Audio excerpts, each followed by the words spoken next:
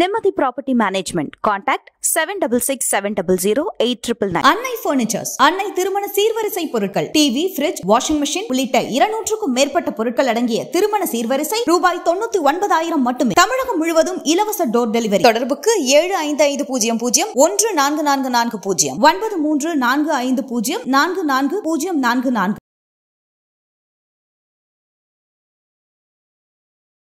விஜய் உடைய வருகை என்பது அதிமுக வாக்கு வங்கியில் ஒரு பெரிய சேதாரத்தை ஏற்படுத்தும். Helping DMK anti incumbency neutralise பண்ணிடுறான். இது ஆன்டி இன்கம்பன்சி அகெயின்ஸ்ட் டிஎம்கே அப்படின்றதே வந்து கான்செப்டே ஃப்ளாடு கான்செப்ட், தவறான concept. This is for parliament election.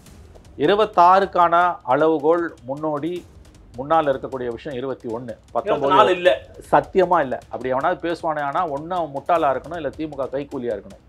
Karunanidhi Jayalalithaa மரணத்துக்கு பிறகு ஸ்டாலினுக்கு கொஞ்சம் அந்த இது வந்து பர்சனாலிட்டி கூடியிருக்குன்ற எல்லாம் உண்மைதான். இதை எப்படி புரிஞ்சுக்கணும்னா, திமுகவோட தொடர் வெற்றிகளை வந்து ஆன்டி டிஎம்கேன்றது இங்கே களத்தில் ரொம்ப ரொம்ப வலுவாக இருக்குது. அதை யார் ரெப்ரசன்ட் பண்ணுறாங்களோ அவங்க தான் ஜெயிப்பாங்க. அது கூட பார்லிமெண்ட்டுக்கு தான், அசம்பிளி கிடையாது. பர்செப்ஷன் வரல திமுக வந்து ஜெயிச்சுக்கிட்டே இருக்குது. அவங்களோட உண்மையான பலத்தை விட அவங்களுக்கு இருக்கக்கூடிய பலம் அதிகன்ற தோற்றத்தை, அவங்களோட உண்மையான பலத்தை விட அதிகமான பலம் இருக்குன்னு அந்த தோற்றத்தை ஏற்படுத்திக்கிட்டே இருக்காங்க. அது என்ன காரணம்னா, எதிர்கட்சிகளுக்கு புத்தி இல்லை, அறிவு இல்லை, எந்த இஷ்யூவும் கையில் எடுக்க முடியல. மீடியா கம்ப்ளீட்லி திமுக காலடியில் கொத்தடிமையாக கிடக்குது. தமிழக வரலாறுலேயே இல்லாத அளவுக்கு மீடியா வந்து திமுகவோட முழு கட்டுப்பாட்டில் இருக்குது. இன்றைக்கி 90% மீடியா எக்ஸப்ட் 1 or 2, 90% மீடியா இன்றைக்கி திமுகவோட முழு கட்டுப்பாட்டில் இருக்குது. ஒருவேளை இன்றைக்கி பார்லிமெண்ட் எலெக்ஷன் வந்து விஜய் பார்லிமெண்ட் எலெக்ஷன் என்னன்னா சைபர்.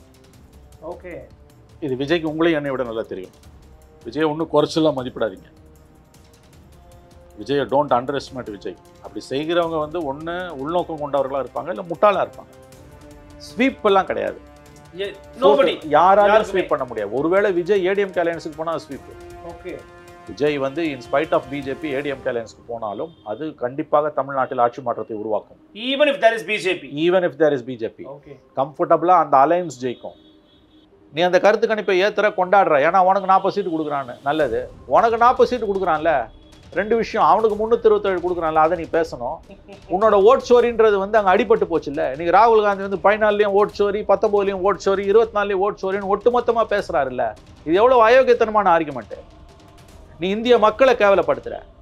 அது எப்படி ஒரு சிஸ்டம் வந்து உனக்கு 3 எலெக்ஷனில் வந்து ஒருத்தன் ஓட்டு போட்டு ஜெயிக்க முடியும்? இது எவ்வளவு பெரிய நீ ஜெயிச்சியாடா, அதுக்கு பதில் சொல்லுனா அதுக்கு பதிலே இல்லை. நான் என்ன சொல்ல வரேன், அவர் என்டிஏவை அதிகமாக ஹர்ட் பண்ணுறது உண்மையாக இருந்தால் கூட அவர் திமுகவையும் அதிகமாக ஹர்ட் பண்ணுறாரு. திமுக ஜெயிச்சா பத்தாது, 118 வாங்கி ஜெயிக்கணும். புரியுதா நான் சொல்கிறது? அதிமுக வாக்குகளை அவர் அதிகமாக உடைச்சு, திமுக வாக்குகளையும் ஓரளவு உடைச்சு, அதிமுகவை விட குறைந்த அளவில் திமுக வாக்குகளை உடைச்சு, அந்த கலைபரத்தில் அந்த ஸ்பிளிட்டிங் ஆஃப் ஓட்ஸில் 4-way ஸ்பிளிட்டில் திமுக ஆட்சிக்கு வருதுனாலும் 118 வாங்கமா வாங்காது. ஐமான சிம்பிள் பாயிண்ட். தனியாக 118 கூட்டணியோடு சேர்ந்து 118. மத்திய அரசாங்கம் கொடுத்த புள்ளி விவரங்களை காமிச்சு நாங்கள் தொழில் வளர்ச்சி அடைஞ்சிட்டோம், இந்தியாவிலே நம்பர் 1ன்றீங்க. 11% எங்களுக்கு குரோத்துன்றீங்க. இண்டஸ்ட்ரியல் குரோத் அதிகம் இருக்குது. நேற்று ஒரு புள்ளி விவரத்தை எடுத்து டிஆர்பி ராஜா சொல்கிறாரு. அப்போ உங்களால் செய்யக்கூடிய காரியங்கள்ன்றது உங்கள் எல்லைக்கு உட்பட்ட, சக்திக்கு உட்பட்டது எவ்வளவோ இருக்குது. அப்போ எல்லாத்துக்கும் எதுக்கு நீ மோடி கவர்மெண்ட்டை குறை சொல்கிற? அப்புறம் ப்ராசஸில் வரக்கூடிய குரோத்தை கூட உங்கள் குரோத்துன்னு வந்து நீங்கள் கிளைம் பண்ணிக்கிறீங்க. அப்புறம் வந்து வளர்ச்சிக்கான அறிகுறி புள்ளி விவரங்கள் மட்டுமா, அல்லது களத்தில் இருக்கக்கூடிய வேறு சில காரணிகளுமா? இந்தியாவிலே வந்து 2011க்கு பிறகு நாங்கள் தான் வளர்ந்தோம் சொல்கிறீங்கல்ல. அது அந்த வெள்ளை அறிக்கை பிடிஆர் கூத்துலேருந்து வர கூத்து. இது 11க்கு பிறகு, அதுவும் இந்த முதல் 2021 வந்தோன்னா முதல் பட்ஜெட் ஐயோ இந்த கவுண்டமணி பாஷையில் வரலாம், ஐயோ அம்மம்மான். அதாவது சுதந்திர இந்திய வரலாறுல தமிழ்நாட்டில் அதுக்கு முன்னாலேயும் எவனும் பட்ஜெட் போட்டதில்லை, அதுக்கு பிறகும் எவனும் போட போகிறதில்லன்ற பில்டப்பு. அதாவது வந்து முடைநாற்றம் எடுத்த ஒரு விளம்பர ஒளி வெள்ளம். அது ஃபஸ்ட்டு பட்ஜெட். அது சுதந்திர இந்தியாவில் பிடிஆர் ஒரு பட்ஜெட்டை கொடுக்குறாரு. எத்தனையோ மந்திரி வந்தான், கொடுத்தான், போனான். தமிழ்நாட்டில் எத்தனையோ நிதி அமைச்சர்கள் இருந்தாங்க. சி சுப்பிரமணியம் அந்த காலத்தில் இருந்தார், நெடுஞ்செழியன் இருந்தார், அன்பழகன் இருந்தார், எத்தனையோ நிதி அமைச்சர்கள் இருந்தாங்க. இது என்ன ஃபஸ்ட் டைம் பட்ஜெட்டா? சுதந்திரம் கிடச்சி தமிழ்நாட்டில் தனிநாடு வச்சு பொதுல் பட்ஜெட் போடுறீங்களா?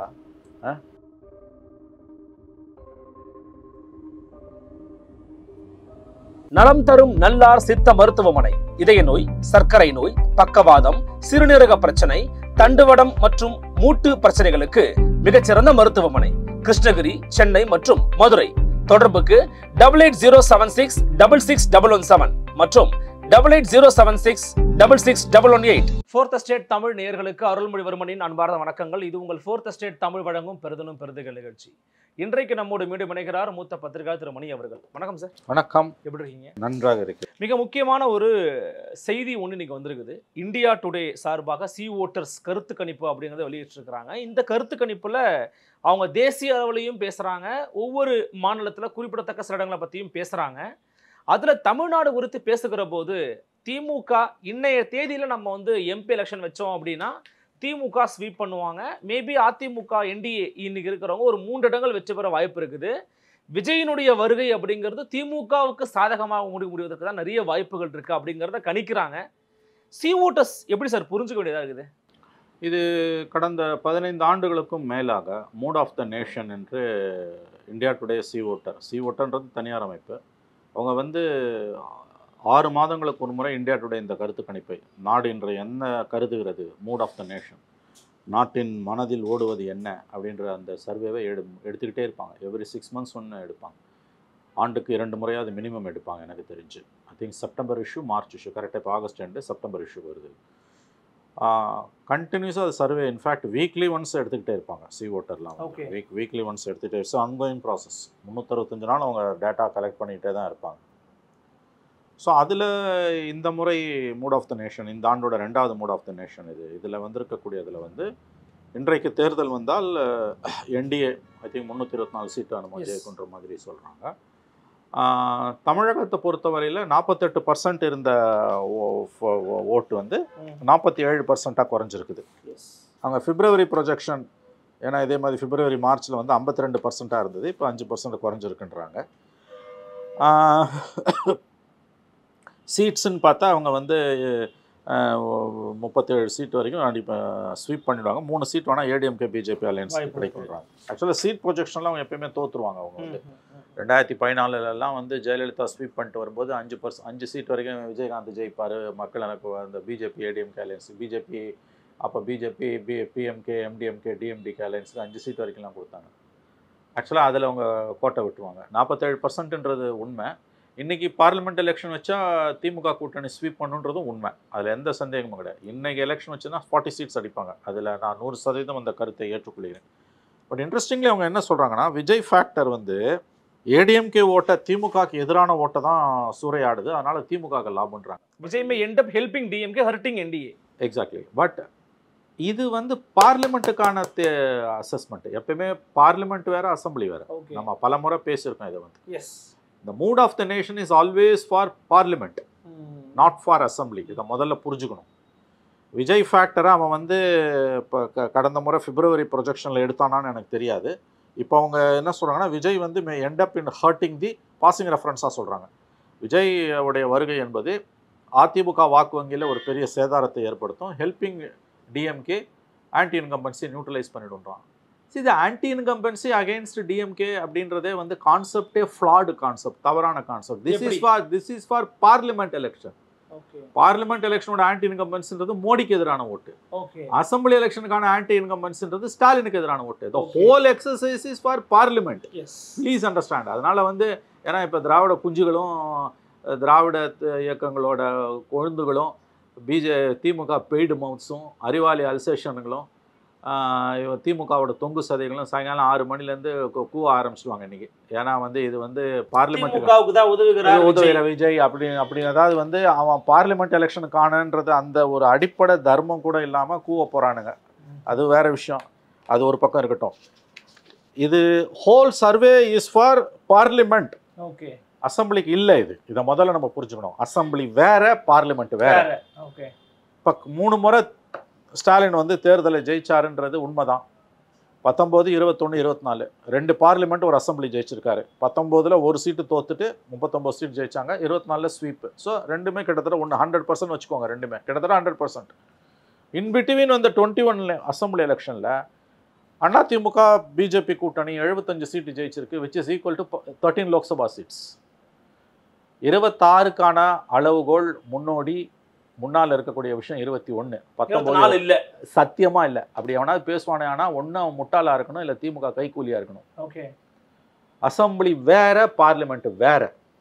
2000 எண்ணிலடங்காத உதாரணங்களை சொல்லலாம். 1980 ஆனானப்பட்ட எம்ஜிஆர் வந்து தோக்குறாரு. இந்திரா காங்கிரஸும் டிஎம்கேவும் 37 சீட்டு ஜெயிக்கிறாங்க, ஆட்சியை கலைக்கிறாங்க.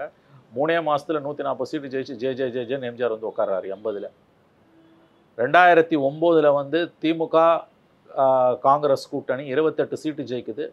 அண்ணா திமுக 2 இடதுசாரிகள் வந்து 12 சீட்டு ஜெயிக்கிறாங்க. 2011 எதிர்கட்சியாக கூட திமுகவால் வர முடியல. ஓகே. எதிர்கட்சியாக கூட வர முடியல. Please understand.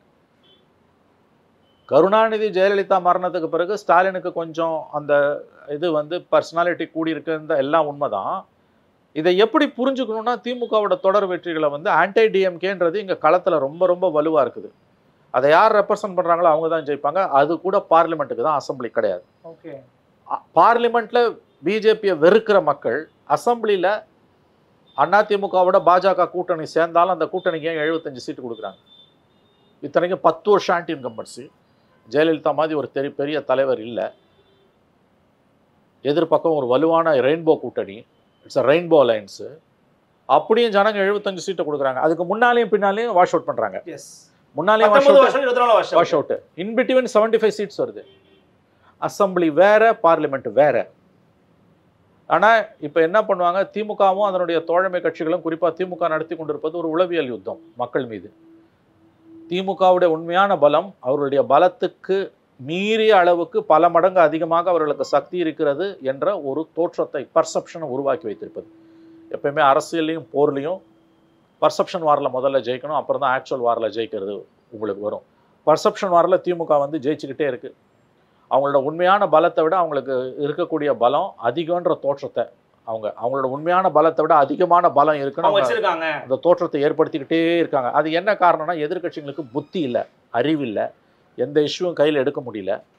மீடியா கம்ப்ளீட்லி திமுக காலடியில் கொத்தடிமையாக கிடக்குது. தமிழக வரலாறுலேயே இல்லாத அளவுக்கு மீடியா வந்து திமுகவோட முழு கட்டுப்பாட்டில் இருக்குது. இன்றைக்கி 90% மீடியா எக்ஸப்ட் 1 or 2, 90% மீடியா இன்றைக்கி திமுகவோட முழு கட்டுப்பாட்டில் இருக்குது.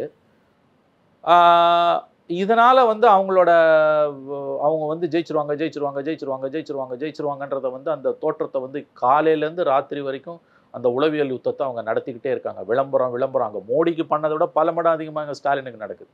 ஒரு மருத்துவமனைக்கு போனால் அங்கே கூட விளம்பரம் உங்களுக்கு. இப்போ பீகாருக்கு போனால் அங்கே விளம்பரம். நோக்கங்கள் எதுவாக இருந்தாலும் கொடுக்கக்கூடிய அந்த விளம்பரம் என்பது சகிக்க முடியாத அளவுக்கு, முடைநாற்றம் எடுக்கக்கூடிய அளவுக்கு அறிவுள்ளவர்களுக்கு இருக்கிறது. பெரும்பாலான பொதுமக்களுக்கு வந்து அது பழகி போன ஒன்றாக மாறிவிட்டது. ஆகவே இந்த பின்புலத்தில் பார்க்கும் பொழுது இன்னைக்கு வந்திருக்கக்கூடிய இந்த கருத்து கணிப்பை இவர்கள் எப்படி ட்விஸ்ட் பண்ணுவாங்கன்னு கேட்டிங்கன்னா, இது அசம்பிளிக்கானதாக மாற்றுவார்கள். இந்த mood of the nation, the very subject of mood of the nation நாடாளுமன்ற மக்களவைக்கு மட்டும்தான், அசம்பிளிக்கு அல்ல. இல்லை, மக்கள்கிட்ட அதை சொல்லி தான் அவங்க வந்து அந்த கருத்து கணிப்பில் எடுத்திருப்பாங்களா? ஓகே, அப்படிதான் எடுப்பாங்க. அவங்களுக்கு நல்லாவே தெரியும். அதாவது வந்து ட்விஸ்ட் பண்ணால் கூட எடுக்கிறத ஒழுங்காக எடுத்துருவோம். ஆக்சுவலாக இந்த பெரிய ஏஜென்சிஸ் எல்லாம் ஆக்சுவல் சர்வே எடுத்துருவோம். 90% ஒழுங்காக தான் போடுவோம். சி ஓட்டர் இந்தியா டுடேலாம் 90% உண்மையாக தான் இருக்கும். தப்பாக நடக்க ரொம்ப ரேரஸ்ட் ஆஃப் ரேர். அவங்களோட நம்பகத்தன்மையில் எந்த சந்தேகமும் உங்களுக்கு வேணாம். ஓகே. ஆனால் அவங்களுக்கு வந்து அவங்க எடுக்கிறத தெளிவாக தான் எடுப்பாங்க. அதில் தப்பு செய்ய மாட்டாங்க. சில நேரங்களில் அரிதினும் அரிதாக ட்விஸ்ட் பண்ணியிருக்காங்கன்றாங்க. பட் எனக்கு தெரிஞ்ச அதுக்கு கூட வந்து வாய்ப்புகள் வந்து ரொம்ப கம்மி. இன்றைக்கி தேசிய அளவில் மோடியோட செல்வாக்கு குறையலை அப்படின்றது உண்மை. இன்றைக்கி எலெக்ஷன் வச்சா பிஜேபி தான் ஜெயிக்கும், என்டிஏ ஜெயிக்கும்ன்றது உண்மை. இதில் எந்த மாற்று கருத்தும் வேணாம். தமிழ்நாட்டில் 40 திமுக தான் அள்ளுன்றதும் உண்மை. ஓகே. இன்றைக்கி மறுபடியும் எலெக்ஷன் வச்சா தேசிய அளவில் என்டிஏ தான் ஜெயிக்கும். பிஜேபி 240க்கு மேலே கூட போகலாம்.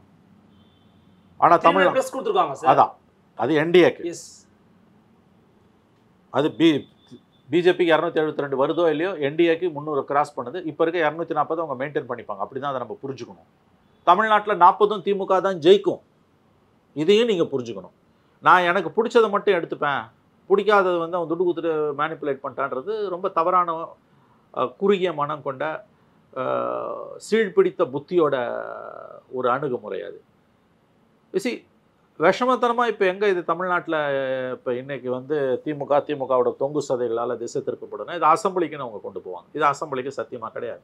But after entry of Vijay தமிழக அரசியலுக்குள்ள கட்சி ஆரம்பித்த பிறகு எடுத்துருக்காங்க. அதுதாங்க விஜயோட ஃபேக்டர் என்னங்க, விஜயே பேசதானே செய்வாங்க. விஜயோட வருகை பார்லிமெண்ட் எலெக்ஷனில் எந்த பாதிப்பும் ஏற்படுத்தாது. இது விஜய்க்கே தெரிஞ்சுதான் அவர் கட்சி ஆரம்பிக்கிறது. 24 பார்லிமெண்ட் எலெக்ஷனுக்கு 2 மாதம் முன்னால் கட்சி ஆரம்பிக்கும் நான் பார்லிமெண்ட்டுக்கு வரல, அசம்பிளிக்கு வந்தேன்னு சொன்னதே அவருக்கு தெரியும். ஒருவேளை இன்னைக்கு பார்லிமெண்ட் எலெக்ஷன் வந்து விஜய் பார்லிமெண்ட் எலெக்ஷன் நின்னா சைபர். ஓகே, இது விஜய்க்கு உங்களையும் என்னை விட நல்லா தெரியும். விஜய் ஒன்றும் குறைச்சலாம் மதிப்பிடாதீங்க. விஜயை டோன்ட் அண்டர் எஸ்டிமேட் விஜய். அப்படி செய்கிறவங்க வந்து ஒன்று உள்நோக்கம் கொண்டவர்களாக இருப்பாங்க, இல்லை முட்டாளாக இருப்பாங்க. முட்டாளாக நீங்கள் தெளிய வைக்கலாம், தூங்குறவங்க. உள்நோக்கம் கொண்டவங்க நடிக்கிறாங்க, அயோக்கியர்கள். அவங்கள நம்ம தெளிவுபடுத்த முடியாது. அது நம்ம வேலையும் கிடையாது. அது நம்ம வேலையும் கிடையாது. மக்கள் முடிவு பண்ணுவாங்க. இன்றைக்கி எலெக்ஷன் வச்சு பார்லிமெண்ட் எலெக்ஷனில் விஜய் வந்தால் விஜய் சைபர். ஆனால் அசம்பிளியில் இல்லை. விஜய் ஒரு மிகப்பெரிய தாக்கத்தை அசம்பிளி எலெக்ஷனில் ஏற்படுத்த போகிறார், உங்களுக்கு பிடிக்குதோ பிடிக்கலையோ.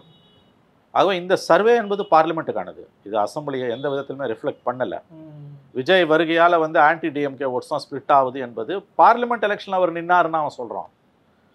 The concept of anti-incumbency against DMK doesn't arise at all. It's a parliament election. Assembly election கிடையாது இது. ஓகே. அரசுக்கு எதிரான உணர்வலைகள் என்பது மோடிக்கு எதிரான உணர்வலைகள். ஏன்னா நீ எடுக்கக்கூடிய சர்வே பார்லிமெண்ட்டுக்கான எலெக்ஷனுக்கான சர்வே. Very simple. புரியுது. அவன் எப்பயுமே மூட் ஆஃப் த நேஷனை வந்து பார்லிமெண்ட்டுக்கு தான் எடுப்பான், அவன் அசம்பிளிஸ்க்கு எடுப்பான். அது வரும், அந்த சர்வேஸ் இனிமேல் ஜனவரியில் வரும். அதில் நம்ம புரிஞ்சுக்கலாம். இன்னைக்கு குறைஞ்சபட்ச அறிவுள்ளவர்கள் யாராக இருந்தாலும், அரசியல் தெரிந்தவர்கள், குறைந்தபட்ச மனசாட்சி உள்ளவர்கள் விஜய் இஸ் அ ஃபோர்ஸ்ன்றதை மறுக்க மாட்டார்கள். விஜய் வந்து ஒரு தவிர்க்க முடியாத சக்தி. 26 தேர்தலில் அவர் தனியாக ஆட்சியெல்லாம் அமைக்க முடியாது, தனியாக நின்னார்லாம் தோற்று போவார். ஆனால் மிகப்பெரிய அளவில் ஒரு தாக்கத்தை ஏற்படுத்த போகிறார். அவர் வந்து ஏடிஎம்கே ஓட்டை தான் உடைக்கிறார்ன்றது ரொம்ப அயோக்கியத்தனமான முட்டாள்தனமான வாசகம். அவர் திமுக ஓட்டை கணிசமான அளவு சிதைக்கிறார். கணிசமான அளவு சிதைக்கிறார், especially amongst youngsters. Okay, between 18 to 35 வரைக்கும் அவரோட பாதிப்பு என்பது கோர் டிஎம்கே ஓட் பேங்க்கில் டென்ட் வருது. இது டிஎம்கேக்கு அந்த எண்ட் ஆஃப் த டே அவர் எல்லார் ஓட்டையும் உடைக்கிறாரு. திமுக ஓட்டையும் உடைக்கிறதால இது வேறு மாதிரியான காம்பினேஷன் பர்முட்டேஷனில் லேக் ஆஃப் அப்போசிஷன் யூனிட்டியால் திமுக தப்பி பழைக்கலாம்னு நீங்கள் சொல்லுங்கள், அது உண்மை. தனி மெஜாரிட்டிலாம் வராது. Either it will be a, நல்லா தெரிஞ்சுக்கோங்க, 4 முனை போட்டி வந்தாலும் either it will be a hung assembly or there will be a regime change, ஆட்சி மாற்றம். ஸ்வீப் எல்லாம் கிடையாது, யாராலும் ஸ்வீப் பண்ண முடியாது. ஒருவேளை விஜய் ஏடிஎம்கே அலையன்ஸுக்கு போனால் ஸ்வீப். ஓகே, விஜய் வந்து இன்ஸ்பைட் ஆஃப் பிஜேபி ஏடிஎம்கே அலையன்ஸ்க்கு போனாலும் அது கண்டிப்பாக தமிழ்நாட்டில் ஆட்சி மாற்றத்தை உருவாக்கும். Even if there is BJP கம்ஃபர்டபுளாக அந்த அலையன்ஸ் ஜெயிக்கும். அல்லது விஜய் வந்து தனியாக நிற்கிறாரு 4 முனை போட்டி அப்படின்னா, ஏன்னா ஏடிஎம்கே பிஜேபி அலையன்ஸோடைய வாய்ப்பே இல்லை. விஜய் தனியாக நிற்கிறாரு 4 முனை போட்டினா it's going to be a photo finish. ரொம்ப டஃப்பாக தான் இருக்கும் fight, neck and neck fight இருக்கும். கண்டிப்பாக வந்து அதில் வந்து திமுக கூட்டணி தப்பி பிழைக்கலாம், நான் மறுக்கவில்லை. ஆனால் கூட தனி majority 118. The simple question is whether DMK will get 118, which is the magic number. இப்போ 130 135 என்னமோ இருக்குது அவங்களுக்கு. அது வருமானம் என்னை பொறுத்தல அதற்கு வாய்ப்பு மிக குறைவு என்று நான் நம்புகிறேன். 4 முனை போட்டியில் 118 தனியாக டிஎம்கேக்கு வருமானா ஐ திங்க் இட்ஸ் டிஃபிகல்ட். அலையன்ஸ்க்கு வரலாம் அகெயின். பட் ஒன்று, அதாவது index of opposition unity IOU, Pranoy ராயோட ஃபேமஸ் தியரி படி பார்த்தீங்கன்னா, ஐஓயு படி பார்த்தீங்கன்னா அப்போசிஷன் யூனிட்டி இல்லைன்னா ஆட்சி மாற்றத்துக்கான வாய்ப்பு குறைவு. பட் ஸ்டில் விஜய் உடைக்கக்கூடிய வாக்குகளால் வந்து திமுக தப்பி பிழைக்கலாமே ஒழிய தனி மெஜாரிட்டிக்கெல்லாம் வாய்ப்பே கிடையாது. நான் அப்படித்தான் பார்க்கிறேன். பட் இப்போ ரீசெண்டாக டிடிவியோட ஸ்டேட்மெண்ட் ஒன்று நீங்கள் பார்த்துருப்பீங்க, நேற்று பேசியிருந்தாரு.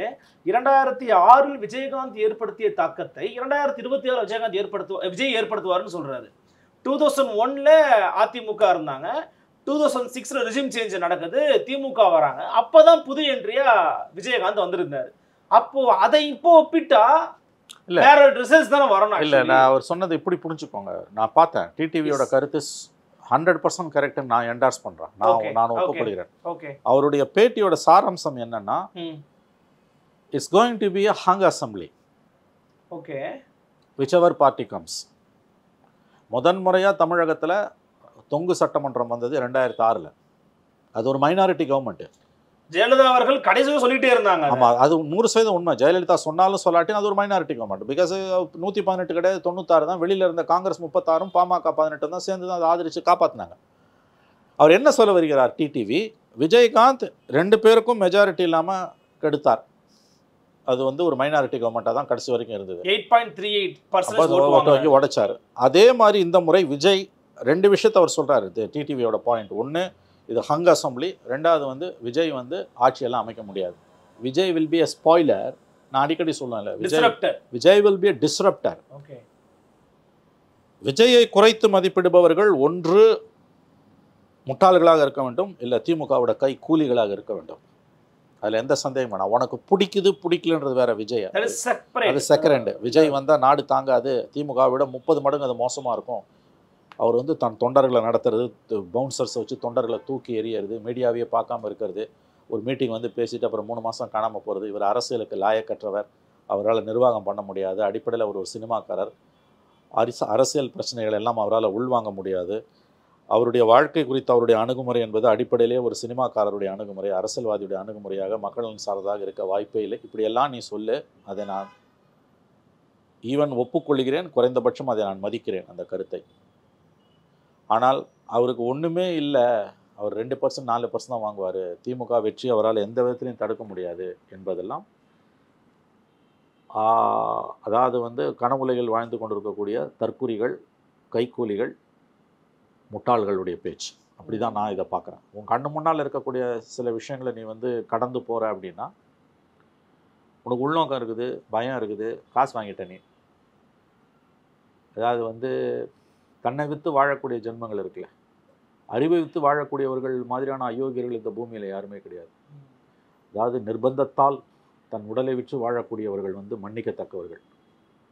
அது வந்து சமூகத்தோட கொடுமை, ஒரு நாட்டோட சாபம். அது வந்து குற்றவாளி வந்து சமூகமும் நாடும் தான். ஆனால் அறிவை விற்று வாழ்கிறான்ல, அவன் வந்து மலத்தில் இருக்க புழுவை விட கேவலமானவன். இன்றைக்கி திமுகவை ஆதரிக்கக்கூடிய பெரும்பாலானவர்கள் அரசியல் பார்வையாளர்கள், பத்திரிகையாளர்கள் என்பவர்கள் அருவருப்பாக இருக்கார்கள். எனக்கு டெல்லியில் கூட இவ்வளோ கேவலமாக மோடி ஆதரித்து யாரும் பேசலை. அவ்வளோ கேவலமாக இன்றைக்கி வந்து ஆட்சியாளர்கள் ஆதரித்து பேசிகிட்டு இருக்காங்க. இஸ் அ டால் லீடர்ன்றானுங்க. பத்திரிகையாளர்ன்ற போர்வில் வந்து உட்காரக்கூடிய திமுகவுடைய கை கூலிகள்.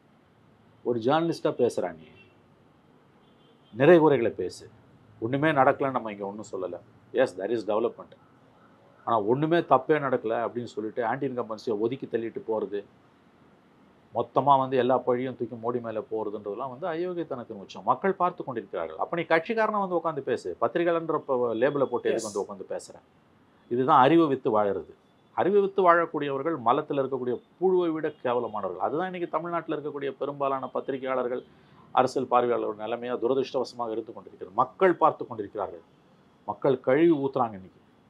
இப்போ இந்த சர்வே வச்சு அப்படி தான் மேனிப்புலேட் பண்ணுவானுங்க. இந்த சர்வேவை ஆரம்பிச்சிட்டானுங்க. ஸோ விஜய் வந்தாலும் ஒன்றும் பண்ண முடியாது, திமுகவை ஹெல்ப் பண்ணுறாரு அப்படின்னு பார்லிமெண்ட்டுக்கான ஒரு அசஸ்மெண்ட்டுன்றதையே மறைச்சிட்டு அதை அப்படி மேம்போக்காக சொல்லிவிட்டு அது டிபேட்டோட தன்மையையே மாற்றி இது அசம்பிளி எலெக்ஷனுக்கான அறைகோவல். இது இந்தியா டுடேவே சொல்லிடுச்சு பாருங்க. இதே இந்தியா டுடே இன்னும் 4 மாதம் பொறுத்து விஜய்க்கு ஒரு 20% ஓட் பேங்க் இருக்குது, அவர் தான் கேம் சேஞ்சர்னா, அப்போ என்ன பேசுவானுங்கன்னா, காசு கொடுத்துட்டாங்க, விஜய் வந்து பெரிய அளவில் காசு கொடுத்துட்டாரு, ஆதவ அர்ஜுனாவை அதான் பக்கத்தில் வச்சுருக்காரு, ஆதவ அர்ஜுனா காசு கொடுத்து இந்தியா டுடே விலைக்கு வாங்கிட்டேன், கூசாமல் பேசுவானுங்க. ஒரு சர்வேவில் பற்றி நீ பேசும்போது அந்த சர்வேவோட கிரெடிபிலிட்டியை நீ சந்தேகப்படுறேன்னா மொத்தத்தையும் சந்தேகப்படணும், இல்லை மொத்தத்தையும் ஏற்றுக்கணும். உங்களுதையும் சந்தேகம் பண்ணணும். திமுக வெற்றின்னு சொல்றாங்க, பிஜேபிக்கு வெற்றி என்பதை இப்போ என்ன பண்ணுவானுங்க, நேஷ்னல் லெவலில் பிஜேபிக்கு தான் மறுபடியும் வாய்ஸ் இருக்குது.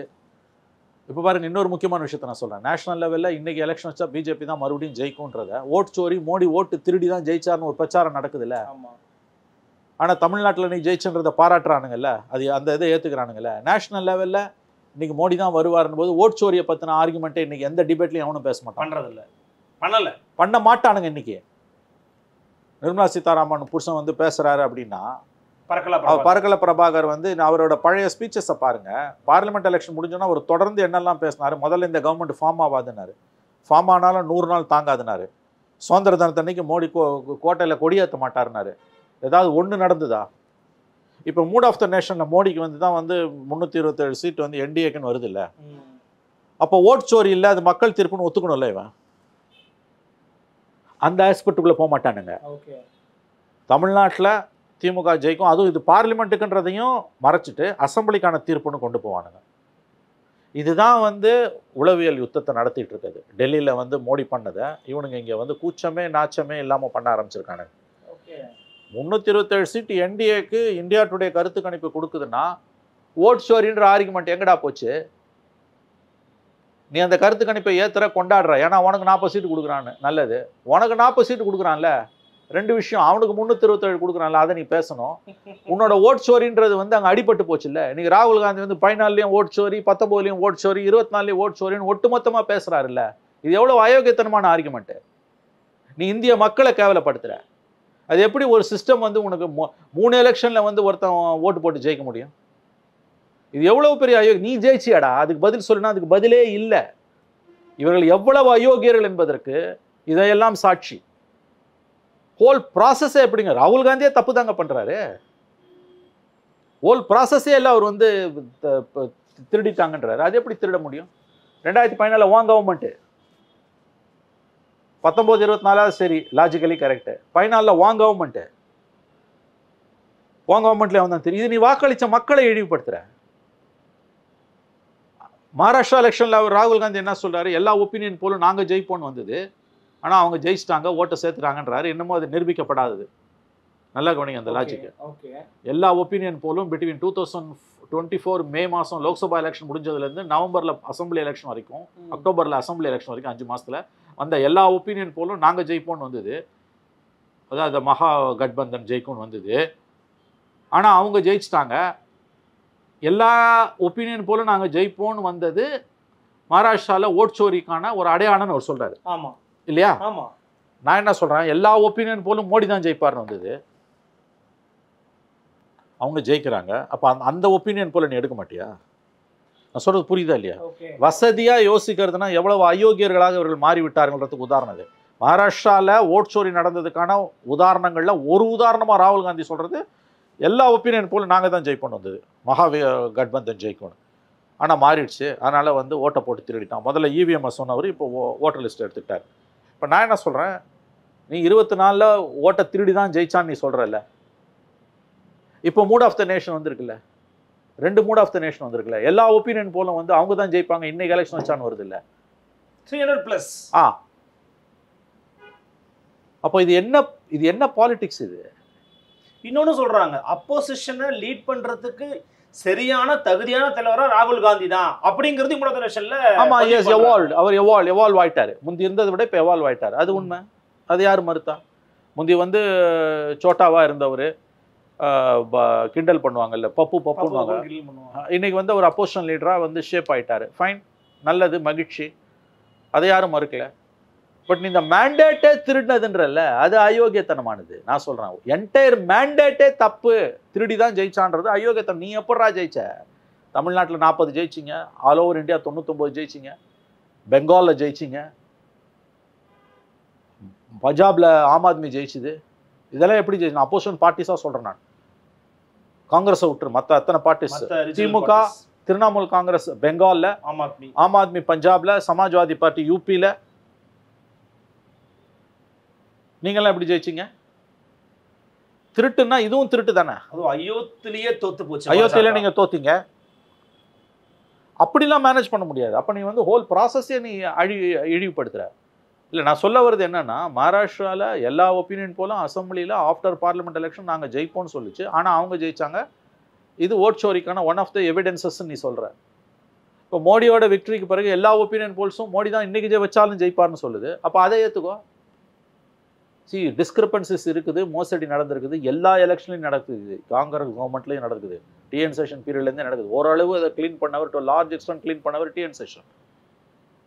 ஆனால் ப்ராசஸ் இருக்குல்ல, மொத்தமாகவே வந்து திருட்டுன்றது வந்து அயோக்கியத்தனம். அங்கங்க நடக்கிறதுங்கிறது எப்பவுமே நடக்கும்ன்றீங்க நீங்க. அது எப்பயுமே நடக்கும். இப்போ முதல்ல இவங்க அட்டாக் இவிஎம்மாக இருந்தது, நல்லா கவனிங்க. இப்போ ஓட் லிஸ்ட்டு வந்துட்டானுங்க, இப்போ இவிஎம் விட்டானுங்க, பார்த்தீங்களா? அப்போ நீ என்ன நடந்தாலும் ஏற்றுக்க மாட்டேன். நான் ஜெயிச்சா ஏற்றுப்பேன். அதே ப்ராசஸில் நான் ஜெயிச்சது எப்படி ஏற்றுக்கிறேன்? இல்லை, இது வந்து ரொம்ப கேவலமான அரசு. சந்தேகப்படக்கூடாது. இல்லை, சந்தேகப்படக்கூடாதுன்னா அங்கே மட்டும் கை வைக்க மாட்டாங்க. இதெல்லாம் ரொம்ப அயோக்கியத்தனமானது. அவர் சொன்ன மாதிரி 1 கோடி பேர் வேலை செய்கிறான். எலெக்ஷன் கமிஷன் இன்னும் டிரான்ஸ்பரண்ட்டாக இருக்கலாங்க, அதை நான் ஒத்துக்கிறேன். அவங்களோட டிரான்ஸ்பரன்சி குறைவாக இருக்குது. ஆனால் நீ மக்களை இழிவுபடுத்தி ஒட்டுமொத்த ப்ராசஸே சிம்பிள் கொஸ்டின். 24 மோடி ஜெயிச்சது மக்கள் தீர்ப்பா அல்லது திருட்டு ஓட்டா? திருட்டு ஓட்டுன்னு சொல்லினா நீ அயோக்கியன். நீ இந்த மாதிரிலாம் பண்ணினா மோடிக்கான மவுசு கூடும். தண்ணி குடிச்சாலும் நீங்கள் மோடியை நகர்த்த முடியாது. அதான் இந்த ஒப்பீனியன் போல் எல்லாம் அதுதானே சொல்லுது. இந்த வகையில் முதல் 2 எலெக்ஷன் இவிஎம் பிடிச்சி தொங்குனீங்க, இப்போ ஓட்டர் லிஸ்ட்டுக்கு வந்துட்டீங்க. இனிமேல் என்னைக்கும் இவிஎம் விட்டு போக முடியாது, ஞாபகம் வச்சுக்கோங்க. 100 கோடி பேருக்கு மேலே ஓட்டர்ஸ் வர போகிறாங்க. இப்போ 99 கோடி ப்ளஸ். பார்லிமெண்ட் எலெக்ஷன் 2029 1.404 crores என்னமோ வரப்போகிறான். 1.04 பில்லியன், 1 கோடியே 100 கோடியே 104 கோடி பேர் வர போகிறான். அவ்வளோ பெரியவனுக்குலாம் நீ வந்து இது பண்ண முடியாது, வாக்குச்சீட்டுக்கு போகவே முடியாது. இன்னும் ஒன்று விவிபேட் 5% நீ 10% ஆக்கலாம், 15% ஆக்கலாம். ஸ்டாட்டிஸ்டிக்கல் சயின்ஸ் படி சாம்பிள் சைஸ் வந்து 5 சீட்ஸ் 5 பூத் ஸ்லிப்ஸ்ன்றது அன்அக்செப்டபிள். அந்த மாதிரியான ரிஃபார்ம்ஸை தான் நீ ட்ரை பண்ணலாமே ஒழிய பேலட்ஸுக்கு போகிறது ரூல் அவுட். அதே மாதிரி மேண்டேட்டியை டோட்டலாக கொஸ்டின் பண்ணுறதும் அயோக்கியத்தனமானது. அப்படி தான் நான் இதை பார்க்குறேன் நான்.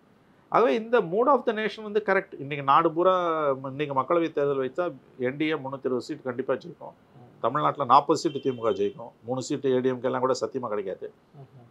பட் இது அசம்பிளிக்கானதல்ல. Assembly completely different. அதை இதோட சேர்த்து அதை போட்டு அந்த உளவியல் யுத்தத்தை தொடர்ந்து நடத்துறதுன்றது வந்து திமுகவோட தந்திரங்களில் ஒன்றாக மாறி போச்சு. வட இந்தியாவில் தேசிய அளவில் மாநில அளவில் குறிப்பாக தேசிய அளவில் மோடிக்காக என்ன விதமான தில்லான கடிசித்து வேலைகளை பிஜேபி செய்ததோ அது அத்தனையும் இன்றைக்கி தமிழ்நாட்டில் திமுக செய்து கொண்டிருக்கிறது. இவங்க 2 பேருக்கும் எந்த வித்தியாசமும் கிடையாது. இவர்கள் இருவரும் ஒரு நாணயத்தின் 2 பக்கங்கள். பட் விஜய் வந்து என்டிஏவை தான் ஹர்ட் பண்ணுவார் அப்படிங்கிறத வந்து நம்ம அவருடைய ஸ்பீச்சிலேயே பார்க்குறோமே. அவர் எம்ஜிஆர் தான் தன்மையப்படுத்த முயற்சி பண்ணுறாரு, மற்றவர்களை தான் குறி வைக்கிறாருன்னும் போது அஃப்கோர்ஸ் அவர் என்டிஏவை தான் ஹர்ட் பண்ண அதிகமான வாய்ப்புகள் இருக்குன்னு நம்ம புரிஞ்சுக்க முடியுது. நான் என்ன சொல்ல வரேன், அவர் என்டிஏவை அதிகமாக ஹர்ட் பண்ணுறது உண்மையாக இருந்தால் கூட அவர் திமுகவையும் அதிகமாக ஹர்ட் பண்ணுறாரு. திமுக ஜெயிச்சா பத்தாது, 118 வாங்கி ஜெயிக்கணும். புரியுதா நான் சொல்கிறது? அதிமுக வாக்குகளை அவர் அதிகமாக உடைச்சு திமுக வாக்குகளையும் ஓரளவு உடைச்சு அதிமுகவை விட குறைந்த அளவில் திமுக வாக்குகளை உடைச்சு அந்த கலைபரத்தில் அந்த ஸ்பிளிட்டிங் ஆஃப் ஓட்ஸில் 4-way ஸ்பிளிட்டில் திமுக ஆட்சிக்கு வருதுனாலும் 118 வாங்கமா வாங்காது. ஐ மீன் அ சிம்பிள் பாயிண்ட். தனியாக 118 கூட்டணியோடு சேர்ந்து 118 ஆன்டி இன்கம்பன்சி எவ்வளோ இருக்குன்னு உங்களுக்கு தெரியுமா? 200 நோக்கி நம்ம பயணப்பட்டுக்கிட்டு இருக்கோம். இன்னைக்கு உதயநிதி அவர்கள் பேசணும். அதாங்க, இப்படி பேசுறதே அவருடைய பலவீனத்தின் வெளிப்பாடு. தேர்தல் எங்கேயோ கிடக்குது. அப்கி பார் 400 பாரோட விளைவு என்ன ஆச்சுன்றதை கொஞ்சம் யோசிச்சு பாருங்க. இதெல்லாம் எதிர்மறையாக திரும்பும். ஏன் 200ஓட நிறுத்திக்கிறீங்க? 234ன்னு சொல்லுங்களேன். நம்பிக்கையின் வெளிப்பாடா நீங்க பார்க்கல? கிடையாது, வாய்ப்பே கிடையாது. அது வந்து எலெக்ஷனுக்கு 1 வருஷம் முன்னாலே நான் 200 சீட்டு ஜெயிப்பேன்னு சொன்னீங்கன்னா அது இந்த ராத்திரியில் காட்டு வழியில் போகிறவன் சத்தமாக பாட்டு பாடிட்டு போகிறது வந்து தைரியத்தின் வெளிப்பாடா அச்சத்தின் வெளிப்பாடா? அச்சத்தின் வெளிப்பாடா. அதுதான் 200 சீட்டு தோக்க போகிறேன்னு தெரிஞ்சு பேசுகிற பேச்சு. அது நினைக்கிற மாதிரி இல்லைங்க. கிரவுண்டு எவ்வளோ பிரச்சனைங்க, எவ்வளோ பிரச்சனை கீழே இருக்குது. எல்லாத்துக்கும் நீ மோடியை குறை சொல்ல முடியாது. அப்போ மாநில அரசுக்கு எந்த அதிகாரமும் இல்லைன்னா எதுக்கு அதிகாரத்தில் இருக்கீங்க? மத்திய அரசாங்கம் கொடுத்த புள்ளி விவரங்களை காமிச்சு நாங்கள் தொழில் வளர்ச்சி அடைஞ்சிட்டோம், இந்தியாவிலே நம்பர் 1ன்றீங்க. 11% எங்களுக்கு குரோத்துன்றீங்க. இண்டஸ்ட்ரியல் குரோத் அதிகம் இருக்குது. நேற்று ஒரு புள்ளி விவரத்தை எடுத்து டிஆர்பி ராஜா சொல்கிறாரு. அப்போ உங்களால் செய்யக்கூடிய காரியங்கள்ன்றது உங்கள் எல்லைக்கு உட்பட்ட சக்திக்கு உட்பட்டது எவ்வளவோ இருக்குது. அப்போ எல்லாத்துக்கும் எதுக்கு நீ மோடி கவர்மெண்ட்டை குறை சொல்கிற? அப்புறம் ப்ராசஸில் வரக்கூடிய குரோத்தை கூட உங்கள் குரோத்துன்னு வந்து நீங்கள் கிளைம் பண்ணிக்கிறீங்க. அப்புறம் வந்து வளர்ச்சிக்கான அறிகுறி புள்ளி விவரங்கள் மட்டுமா அல்லது களத்தில் இருக்கக்கூடிய வேறு சில காரணிகளுமா? இந்தியாவிலே வந்து 2011க்கு பிறகு நாங்கள் தான் வளர்ந்தோம் சொல்கிறீங்கல்ல. அது அந்த வெள்ளை அறிக்கை பிடிஆர் கொடுத்ததுலேருந்து வர கூத்துது. 11க்கு பிறகு அதுவும் இந்த முதல் 2021 வந்தோன்னா முதல் பட்ஜெட் ஐயோ இந்த கவுண்டமணி பாஷையில் வரலாம். ஐயோ அம்மம்மான். அதாவது சுதந்திர இந்திய வரலாறுல தமிழ்நாட்டில் அதுக்கு முன்னாலேயும் எவனும் பட்ஜெட் போட்டதில்லை, அதுக்கு பிறகும் எவனும் போட போகிறதில்லன்ற பில்டப்பு. அதாவது வந்து முடைநாற்றம் எடுத்த ஒரு விளம்பர ஒளி வெள்ளம். அது ஃபஸ்ட்டு பட்ஜெட். அது சுதந்திர இந்தியாவில் பிடிஆர் ஒரு பட்ஜெட்டை கொடுக்குறாரு. எத்தனையோ மந்திரி வந்தான் கொடுத்தான் போனான். தமிழ்நாட்டில் எத்தனையோ நிதி அமைச்சர்கள் இருந்தாங்க. சி சுப்பிரமணியம் அந்த காலத்தில் இருந்தார், நெடுஞ்செழியன் இருந்தார், அன்பழகன் இருந்தார், எத்தனையோ நிதி அமைச்சர்கள் இருந்தாங்க. இது என்ன ஃபஸ்ட் டைம் பட்ஜெட்டா? சுதந்திரம் கிடச்சி தமிழ்நாட்டில் தனிநாடு வச்சு பொதுல் பட்ஜெட் போடுறீங்களா? அருவருப்பின் உச்சம். ஒரு வெள்ளை அறிக்கை வெளியிட்டீங்க, இப்போ கொடுங்களேன் வெள்ளை அறிக்கை, நம்ம கேட்குறோம்ல. அப்போ அந்த பட்ஜெட்டெல்லாம் நீங்கள் அவ்வளோ கொடுத்தீங்க. அப்போ அவ்வளோ ஒளி வெள்ளத்தை கொடுக்குறீங்கன்னா உங்களோட ஆளுகைக்கு உட்பட்டது நிறையா இருக்குன்னு தானே அர்த்தம் இல்லையா? எஸ். அப்போ நீங்கள் வந்து வளர்ச்சிக்கு நீங்கள் மாறு தட்டிக்கிறதும் நீங்கள் தான் காரணன்றதும் மத்திய அரசாங்கத்தோட உதவி இல்லாமல் வளர்ச்சியெல்லாம் வராது. அது ஞாபகம் வச்சுக்கணும். வளர்ச்சிக்கு நீங்கள் தான் மொத்த காரணம்னு மாறு தட்டிக்கிறதும் குறைபாடுகளுக்கு இயலாமைகளுக்கு மொத்தமாக மோடி அரசில் தூக்கி பழிய போடுறதும் எந்த விதத்தில் அறிவு நேர்மையானது? அஃப்கோர்ஸ் அவன் நிறையா தப்பு பண்ணுறான். உங்கள் பங்குக்கு நீங்கள் என்ன பண்ணீங்க? ஒன்றும் இல்லைங்க, ஆர்டிஐ வந்து இந்த வருஷம் இன்ன வரைக்கும் ஓப்பன் ஆகலை. அது தெரியல உங்களுக்கு, அந்த சிஸ்டம் ஓப்பன் ஆகலை. அது எவ்வளோ பெரிய விஷயம். கோர்ட்டு திரும்ப திரும்ப கேட்குது. மத்திய அரசு பணம் கொடுக்கலன்னு நீங்கள் சொல்கிறீங்க, அது உண்மையாக தான். ஆனால் நீங்கள் இதை சமாளிக்கலாமே, ஏன்னா குழந்தைங்களோட கல்வி ரொம்ப முக்கியம் இல்லையா? மத்திய அரசு மேலே பழி போட்டு நீங்கள் இருந்துருவீங்களான்னு கேட்குது. இன்ன வரைக்கும் பதில் இல்லை. 2 நாள் முன்னால் justice GR Saminathan, justice Lakshmi Narayanan பெஞ்சில் வருது. அவர் திரும்ப திரும்ப ஜஸ்டிஸ் சாமிநாதன் கேட்குறாரு, மத்திய அரசு பணம் கொடுக்கலன்றீங்க, அது உண்மைங்க, இப்படியே விட்டுருவீங்களா? உங்களுக்கு பொறுப்பு இல்லையா? உங்ககிட்ட பணம் இல்லையான்னு கேட்குறாரு. இன்ன வரைக்கும் அதுக்கு பதில் மாநில அரசுக்கிட்ட இல்லை. இவ்வளோ தூரம் நீங்கள் வந்து உங்களுக்கு நீங்களே விளம்பரப்படுத்திக்கிறீங்க. இப்போ பீகாரில் போய் ஸ்டாலின் பேசுகிறாரு, தேசிய அரசியல் பேசுகிறாரு, இந்த நாளைக்கு இதுக்கு ஃபாரின் போகிறாரு. இப்போ மாநிலத்தோட முக்கியமான பிரச்சனைகள் இருந்தெல்லாம் நீங்கள் திசை திருப்புறீங்க, நியாயம் எடுத்துக்கூடாது. இது ஆர்டி எவ்வளோ பெரிய இஷ்யூங்க, கேள்விப்பட்டீங்களா இல்லையா? நீங்கள் கேள்விப்பட்டேன். மிக அற்புதமான ஒரு சட்டம், யூபிஏ கவர்மெண்ட்டில் கொண்டு வரப்பட்ட சட்டம். இன்னைக்கு கிட்டத்தட்ட 25 லட்சம் குழந்தைங்களுக்கு மேலே கல்வி பாதிக்கப்படுது. இந்த வருஷம் அது இல்லைன்னா அத்தனை குழந்தைங்களும் தரமான கல்வியிலேருந்து தூக்கி வெளியில் போடப்படுறாங்க. இப்போ இதுதானே நமக்கு இஷ்யூ. மூட் ஆஃப் த நேஷனில் ஏன் ஜெயிக்க போகிறான், ஏன் தோக்க போகிறான், விஜயோட பவுன்சர்ஸ் யாரை தூக்கி வெளியில் போட்டாங்க, இதுவாக நமக்கு நியூஸு. பட் சைமல்டேனியஸாக இதே அரசாங்கம் தானே இப்போது ஊடகவியலாளர்களை வளர்க்கணும், அப்புறம் அது போன்ற விஷயங்களுக்கு முக்கியத்துவம் கொடுக்குறாங்க. இதழியல் நிறுவனம்னா துவங்கி இருக்கிறாங்கல்ல. அதெல்லாம் ஒரு மேட்டர், அது அப்புறம் பேசுவாங்க. அந்த கதைலாம் அது வேற நாரி போன கதை. அது அப்புறம் பேசுவோம் அது என்னன்னு. இதுக்கு பதில் வாங்குங்க. அது ஒரு சின்ன ஒரு டைனி செக்டார். அது ஆர்டியில் இன்னைக்கு நீங்கள் என்ன வரைக்கும் ஓப்பன் பண்ணலங்க. முந்தா நாள் வந்துருக்குங்க கோர்ட்டில். என்ன சொல்கிறீங்க நீங்கள்? இதுதானங்க இஷ்யூ. இது எவ்வளோ பெரிய இஷ்யூ. ராமதாஸ் ஒருத்தர் தான், டாக்டர் அன்புமணி ராமதாஸ் ஒருத்தர் தான் தொடர்ந்து அதை பற்றி பேசுகிறாரு. என்ன ஒன்று, அவங்க பேசுனாங்கன்னா பெரிய அளவில் மதிப்பு இருக்காது. ஏன்னா சின்ன கட்சிகள் கேட்டகரியில் வந்துடுறாங்க. சீமானோ அன்புமணியோ பேசுனாங்கன்னா அவங்க என்ன அறிக்கை கொடுத்து தொடர்ச்சியா பேசலாம் வராது. என்னன்னா அவங்க வந்து சிறிய கட்சிகள் கேட்டகரியில் இருக்கவங்க, அவங்களால வந்து அந்த சமூகத்தில் அந்த தாக்கத்தை ஏற்படுத்த முடியாது, அந்த அதிர்வலையை உருவாக்க முடியல. எடப்பாடி பேசணும்ல, திமுக எப்படி அதை திருப்புனா, நீ தான் காசு கொடுக்கல, பிஜேபியோட கூட்டணியில் இருக்கல, மோடி கிட்ட சொல்லி வாங்கி கொடுன்னுவாங்க. மோடி கொடுக்குறது ஒரு பக்கம் இருக்கட்டும், கோர்ட்டு கேட்குது இல்லை, நீ என்ன பண்றன்னு. 1000 ரூபாய் நாங்கள் எல்லாருக்கும் கொடுக்க போறோம்னு சொல்றீங்க, பொங்கலுக்கு 2000 ரூபாய் கொடுக்க போறேன்றீங்க. ஆர்டியில் கொடுக்காதது எவ்வளோ பெரிய விஷயங்க. இந்த வருஷம் நமக்கு சிஸ்டம் ஓப்பன் ஆகல. உண்மை. அது ரொம்ப கொடூரமான விஷயங்க. கல்விக்கும் சுகாதாரத்துக்கு முக்கியத்துவம் கொடுக்குற ஒரு கவர்மெண்ட்ல இது எப்படி நடக்கும் நான் கேட்குறேன். அப்போ இவ்வளோ தூரம் இங்கே பிரச்சனைகள் இருக்கு. மத்திய அரசு அட்டூழியம் பண்ணுது, பேர் அட்டூழியங்களை பண்ணுதுன்றது உண்மை உண்மை உண்மை. எல்லா மாநிலங்களும், எதிர்கட்சி மாநிலங்கள் எல்லாமே தான் பாதிக்கப்படுறது. நீங்கள் மட்டும் பாதிக்கப்படல. நீங்களும் அதை நல்லா தான் ஃபைட் பண்ணுறீங்க, கோர்ட்டுக்கெலாம் போகிறீங்க. ஆனால் அதை காரணமாக காமிச்சு இங்கே நீங்கள் அடிக்கிற கொள்ளை, நீங்கள் அதை கொடையாக பிடிச்சிக்கிட்டு இங்கே பண்ணுற அட்டூழியங்கள், நீங்கள் செய்ய வேண்டிய காரியங்களை செய்யாமல் இருக்குது. இதை பற்றி யாருமே பேசக்கூடாதுன்றானுங்கல்ல.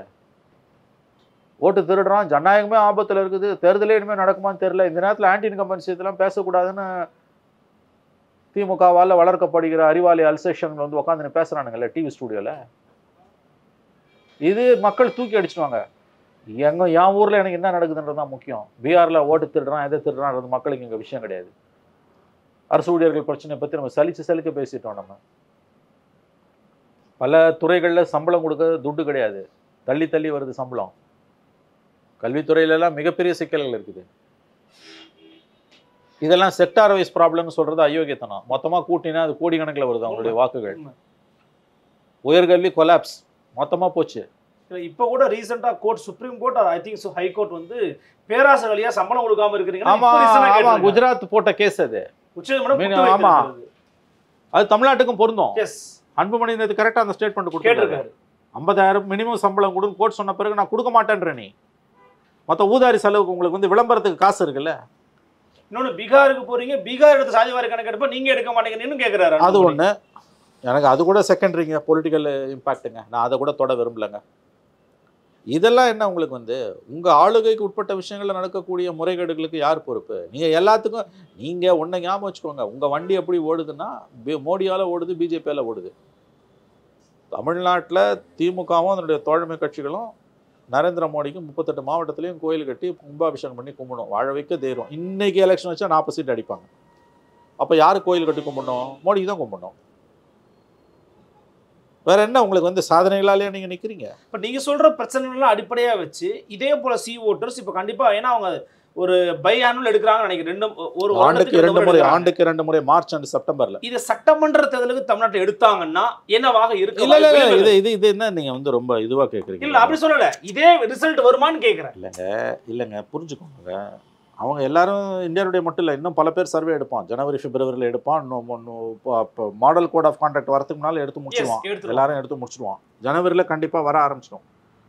அது எப்படி வரும்? நான் எப்படி இப்போ சொல்ல முடியும்? இந்த ரிசல்ட் சேமா இருக்குமான்ற மாதிரி இல்ல இருக்காதுன்றேன் நான். இது திமுக நம்மளோட நல்லா தெரியும். ஆனால் அவங்க என்ன பண்ணுவாங்க, விஷமத்தனமாக இந்த பிரச்சனை திசை திருப்பாங்க. ஆனால் இதை இப்போ திமுக கொண்டாடுறாங்க. இதை வந்து ரொம்ப என்ஜாய் பண்றாங்க. பாத்தீங்களா எப்படி இருக்காரு? குழந்தை கூட தெரியுங்க, அடிப்படை அறிவு உள்ளவனுக்கு தெரியுங்க. இதுக்கு ஒன்றும் சர்வேவும் தேவையில்லை, ஒரு டேஷும் தேவையில்லை. இன்னைக்கு பார்லிமெண்ட் எலெக்ஷன்ஸா 40 சைபர் இவங்க திமுக கொண்டு 40 அடிக்கும். கேண்டிடேட்லாம் இம்மெட்டீரியல், யாரை நிறுத்தினாலும் 40 அவங்க அடிப்பாங்க. ஓகே, கேண்டிடேட் இம்மெட்டீரியல், கழுத குதிரை டேஷை விட நீ நிறுத்து, திமுக கூட்டணி தான் ஜெயிக்கும். 40 திமுக கூட்டணி தான், இந்தியா கூட்டணி தான் பார்லிமெண்ட்ல. அசம்பிளி இல்லை கண்ணா, உங்களை நீங்களே ஏமாத்திக்காதீங்க. இல்ல நீங்க இப்ப அதிமுகவும் பிஜேபி ஒன்னா இருக்கும் போதே சொல்றீங்களா? 2 பேர் ஒன்னா இருந்தாலுமே 40 அடிச்சிடுவாங்க. பார்லிமெண்ட்டுக்கு அதை வேற 40 அடிச்சிடுவாங்க. நான் உறுதியாக சொல்கிறேன், 40 அடிப்பாங்க. அப்போ அடிக்க மாட்டாங்க, இப்போ சந்தி சிரிச்சிருக்குது. அதனால கதை வேற உங்களுக்கு பார்லிமெண்ட்ல. அசம்பிளி கதை வேற. நான் திரும்ப சொல்கிறேன். நான் கேட்குறது ஒன்று தாங்க. அவ்வளோ அக்ரஸிவ் பிஜேபி எதிர்ப்பு 19லையும் எதிரொலிக்குது, 24லையும் எதிரொலிக்குது. ஏன்டா 21ல் எதிரொலிக்கல? அதே பிஜேபியோட தான் நின்னானுங்க. எப்படி 4 சீட் அவன் ஜெயிக்கிறான், 75 சீட் அடிக்கிறாங்க. 75 சீட்டுன்றது சும்மாவா? 10 வருஷம் போட்டு 75 சீட் 66 சீட் வாங்கி உட்காரதுன்றது குட் பர்ஃபார்மன்ஸ். அது தோல்வியே கிடையாது. நீங்கள் 2011 எப்படி தோத்தீங்க? 23 சீட்டு எதிர்கட்சியை விட வர முடியல. விஜயகாந்த் தானே எதிர்கட்சி தலைவர் அந்த 5 வருஷமும். அப்போ உங்களுடைய தோல்விகள் எப்பொழுதுமே அதல பாதாளத்தில் போய் விழுந்த தோல்விகள். அதிமுக தோல்விகள் அப்படி கிடையாது கடந்த காலத்தில். இன்னைக்கு கட்சி பலவீனமாக இருக்குது, நான் மறுக்கவில்லை. பட் ஸ்டில் அசம்பிளி எலெக்ஷன் வரும்போது it will be a different ball game. இவங்க தோற்றுருவாங்க, ஆட்சியை விட்டு போயிடுவாங்க நான் சொல்லலை. திரும்ப சொல்கிறேன், திமுக தோற்றுரும், ஆட்சியை விட்டு போயிடணும். ஜெயிச்சாலும் அது வந்து ஃபோட்டோ ஃபினிஷ் தான். ரொம்ப நெக் டு நெக் இருக்குன்றீங்க. ரொம்ப நெக் டு நெக் இருக்கும். 118 தனியாக அச்சீவ் பண்ணுவாங்களா இல்லையான்றதான் என் பேசிக் கொஸ்டின். கூட்டணியால் வருவாங்களா, தனியாக வருவாங்க? என்னை பொறுத்த தனியால் வர முடியாது. 118 தனியாக வாங்க முடியாது. கூட்டணியாக வாங்கலாம், நான் மறுக்கல. அது they have to slog it out. அவங்க வந்து கடுமையாக போராடணும். எல்லாம் விஜய் கையில் தாங்க இருக்குது, அப்படி தான் நான் பார்க்குறேன். அவர் சொல்லுவார் இல்லை பிரணாயரை, இண்டெக்ஸ் ஆஃப் அப்போசிஷன் யூனிட்டி இருந்ததுனா தான் நீ ஜெயிக்க முடியும், இல்லைன்னா நீ ஜெயிக்க முடியாது. விஜய் முடிவு பண்ணணும், அவர் தான். நீங்க வந்து விஜயகாந்தை விட நான் பார்த்ததை விட விஜய்க்கு இருக்கிற அந்த அக்ரஸிவான ஒரு ஃபோர்ஸ் கொஞ்சம் கூடுதலாக இருக்குன்னு நீங்கள் சொன்னீங்க, பல பேட்டிகளை சொல்லியிருக்கிறீங்க என்கிட்ட ஏற்கனவே. விஜயகாந்த் ஏற்படுத்தின தாக்கத்தை விட கூடுதலாக ஏற்படுத்த வாய்ப்பு இருக்கா, அல்லது அதை விட குறைவாக ஏற்படுத்த முடியுமா? ஏன்னா அவர் 27 லட்சம் ஓட்டு வாங்கினார், 27 lakhs வாங்கினார். கூடுதலாக தான் ஏற்படுத்துவார். அதனால தான் நான் சொல்கிறேன், என்னோட அசஸ்மெண்ட்டில் உங்கள் கேள்விக்கான பதில் இருக்குது. அவர் ஆட்சியை பிடிக்க முடியாது, அவருடைய கட்சிக்காரர்கள் பலரும் தோற்கடிக்கப்படலாம், அவரே கூட தோற்கலாம். ஆனால் அவர் ஏற்படுத்தக்கூடிய பாதிப்பு என்பது விஜயகாந்த் ஏற்படுத்தியதை விட மிக அதிகமான பாதிப்பாக இருக்கும். அவருடைய ரீச்ன்றது ரொம்ப அதிகமாக இருக்கும். அவர் ஜெயிக்க முடியாது. விஜயகாந்தோடலாம் நீங்கள் விஜயோடலாம் விஜயகாந்த் ஒப்பிடாதீங்க. விஜயோட செல்வாக்கு என்பது சம்திங் எக்ஸ்ட்ராடினரி. அது வந்து எல்லாருக்கும் தெரிய வேண்டியவங்களுக்கு தெரியும். அதுவும் இந்த மாநாட்டுக்கு பிறகு 2 பெரிய கட்சிகளையும் உள்ளுக்குள்ள ஆடி போய் தான் இருக்காங்க. அவங்க வெளியில் சொல்ல மாட்டாங்க. திமுகவும் கொஞ்சம் ஆடி போய் தான் இருக்கு, ரொம்ப ஆடி போயிருக்கு. அதிமுக ஒன்றுமே இல்லைங்க, தோத்தாலும் பரவாயில்லன்னு மூடு வந்துட்டான். கவலைப்படுறது திமுக தான், இழக்கிறதுக்கு தான் ஒன்றும் இல்லை. திமுக தான் இழக்கிறதுக்கு எல்லாம் இருக்குது. எல்லா மந்திரிக்கும் தெரியும் கதை முடிஞ்சிச்சுன்னு. பொறுத்து பார்க்கலாம் சார் நடக்குது அப்படின்னு. மிக்க நன்றி. மீண்டும் சந்திக்கலாம். வணக்கம்.